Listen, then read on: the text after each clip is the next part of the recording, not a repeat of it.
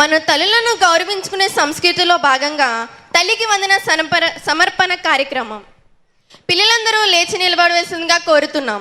అలాగే తల్లులందరినీ కూడా లేచి నిలబడవలసిందిగా కోరుతున్నాం. ఇప్పుడు పిల్లలు తల్లుల పాదాలకు వందనం చేసి ఆశీర్వాదాలు పొందండి.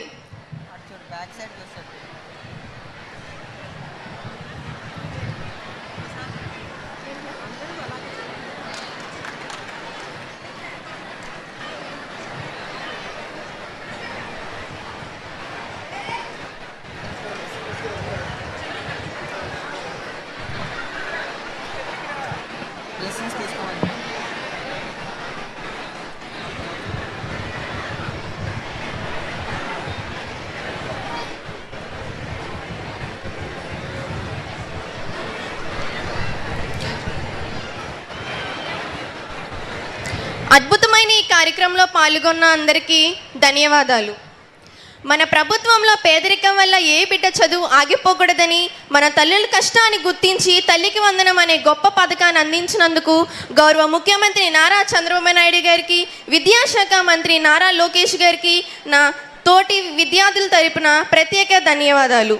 ఎంతమంది పిల్లలుంటే అంతమందికి 15,000 రూపాయలు తల్లికి వందనం ఇచ్చి ప్రతి తల్లుల ముఖాల్లో చిరునవ్వు నింపి మా చదువులకు రెక్కలు తొడిగిన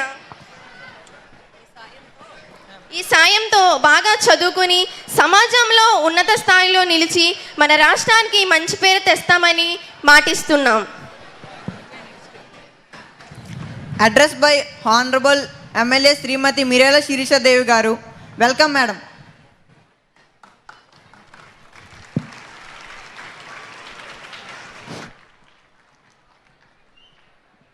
ఈనాటి మెగా పేరెంట్ టీచర్స్ మీటింగ్కి విచ్చేసినటువంటి గౌరవ ముఖ్యమంత్రి గారు, తండ్రి సమాన్యులు నారా చంద్రబాబు నాయుడు గారికి నా యొక్క హృదయపూర్వక నమస్కారాలు సార్. అదేవిధంగా మన హెచ్ఆర్డి మినిస్టర్ గారు నారా లోకేష్ గారికి నా యొక్క ప్రత్యేకమైన ధన్యవాదాలు. అదేవిధంగా జిల్లా కలెక్టర్ వారికి, కమిషనరేట్ వారికి, అదేవిధంగా విచ్చేసినటువంటి ఉపాధ్యాయులకు, తల్లిదండ్రులకు, పిల్లలకి అందరికీ కూడా పేరు పేరు నా యొక్క హృదయపూర్వక నమస్కారాలు. మీడియా సోదరులకు కూడా ప్రత్యేకమైన ధన్యవాదాలండి. ఈరోజు నిజంగా ప్రతి సంవత్సరం కూడా మనము మెగా పేరెంట్ టీచర్స్ మీటింగు ఇట్లాగే జరుపుకుంటాం. కానీ ఈరోజు కొంచెం స్పెషల్ మన రంపచోడవరానికి. ఎందుకంటే ఈరోజు సీఎం గారు, లోకేష్ గారు మన ప్రాంతానికి రావడం వల్ల ఇది ఇంకా ఎక్కువ పెద్ద పండగ వాతావరణంగా మారిందనడంలో ఎటువంటి సందేహమే లేదు. ముందుగా సార్, నేను మా నియోజకవర్గ ప్రజలందరి తరపున మీకు కృతజ్ఞతలు తెలియజేయాలనుకుంటున్నాను సార్.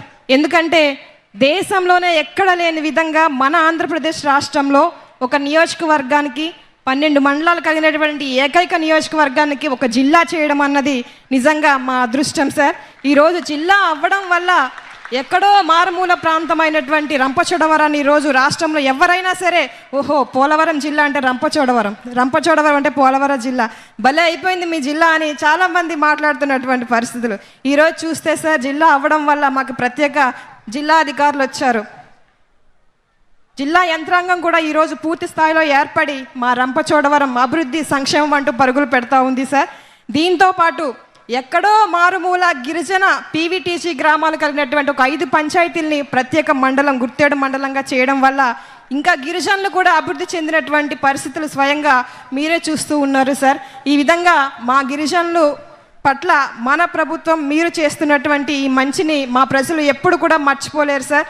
అదేవిధంగా ఈరోజు ముఖ్యంగా ఈ యొక్క కార్యక్రమం యొక్క ముఖ్య ఉద్దేశం పాఠశాలలో చదువుతున్నటువంటి విద్యార్థుల యొక్క ప్రగతిని సమీక్షించడానికి, అదేవిధంగా ఉపాధ్యాయులకు, తల్లిదండ్రుల మధ్య సమన్వయం పెంచడానికి కొరకు ఈ యొక్క మెగా పేరెంట్ టీచర్ కార్యక్రమాన్ని మనం ప్రతి ఏటా పెడతా ఉన్నాము.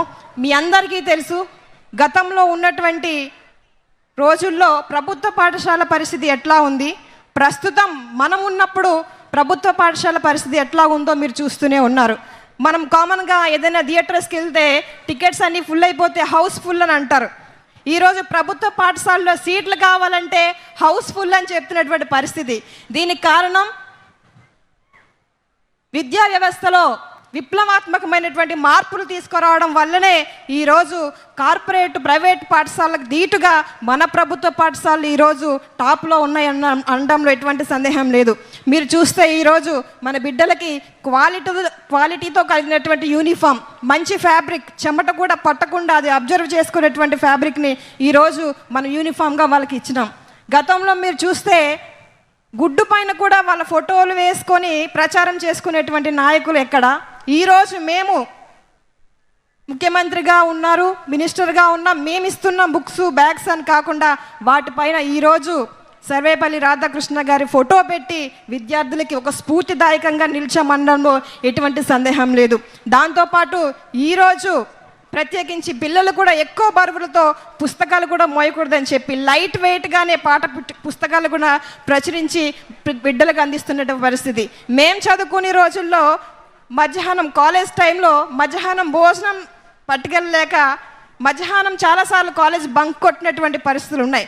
కానీ బిడ్డలు ఎవరు కూడా వాళ్ళ చదువుకి ఆటంకం కలగకూడదని చెప్పి డొక్కా సీతమ్మ గారి మధ్యాహ్న భోజన పథకాన్ని తీసుకొచ్చి ఈరోజు మరింత చేరువ చేసి విద్యా వ్యవస్థలో మంచి నిర్ణయాలు తీసుకునేటువంటి మన లోకేష్ గారికి ప్రత్యేకమైన ధన్యవాదాలు తెలియజేస్తూ ఉన్నాం. దాంతోపాటు ఈరోజు చూస్తే మాక్ అసెంబ్లీ అనేది ప్రవేశపెట్టారు. ఇందులో చాలామంది కూడా అసెంబ్లీ వరకు వెళ్ళారు. అంటే అసెంబ్లీ ఎలా జరుగుతుంది, నాయకత్వ లక్షణాలు మనలో ఎలా పెంపొందించుకోవాలనేటువంటి మంచి ఉద్దేశంతో మాక్ అసెంబ్లీలు ప్రవేశపెట్టి ఈరోజు ఎంతోమంది బిడ్డలకు ఒక ఆదర్శంగా నిలిచామండంలో మేమందరికీ తెలియజేస్తూ ఉన్నాం. అదేవిధంగా లీప్ యాప్ అనేది ఒకటి మనం తీసుకురావడం జరిగింది. దీని ద్వారా ఏంటంటే విద్యార్థుల యొక్క తల్లిదండ్రుల ఫోన్లో ఈ యాప్ మనం పెట్టుకున్నట్లయితే పిల్లల యొక్క ప్రోగ్రెస్ తెలుస్తుంది. వాళ్ళ యొక్క ఇచ్చినటువంటి అసైన్మెంట్స్ కానీ వాళ్ళకి ఇచ్చినటువంటి వర్క్స్ అని కూడా తల్లిదండ్రులు ఫోన్లోనే మానిటరింగ్ చేసేటువంటి అవకాశం. ఏమైనా సమస్యలు ఉన్నా సరే ఆ యాప్ ద్వారా సమస్యని మనం చెప్పేటువంటి అవకాశం ఈ యాప్స్ ద్వారా మనం ఇస్తూ ఉన్నాం.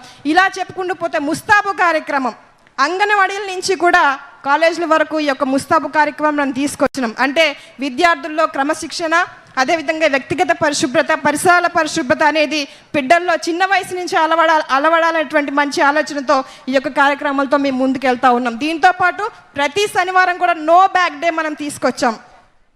అంటే ప్రతిరోజు పాఠాలేనా అని చాలామంది పిల్లలు విసిగిపోతూ ఉంటారు.